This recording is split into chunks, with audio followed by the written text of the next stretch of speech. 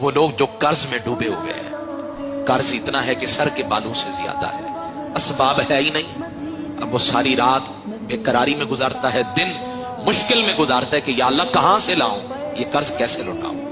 میں ان کو یہ حدیث پاک پیغام اور تحفہ کے طور پہ سنا رہا ہوں کہ تمہیں ایسے کلمات نہ سکھاؤں، اگر تمہارا قرضہ زمین و آسمان کو اگر سونا چاندی سے بھر دیا جائے، اگر اتنا بھی ہو نا، یہ کلمات تم پڑھ لو، اللہ غیب کے خزانوں سے تمہارا قرض بھی پورا فرمائے گا، تمہارے غم کا مداوع بھی فرمائے گا۔ حضرت ابو امامہ کہنے لگے حضور بتائیں نا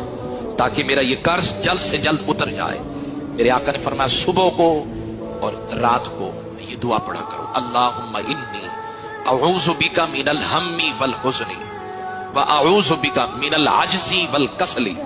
واعوذ بک من الجبن والبخل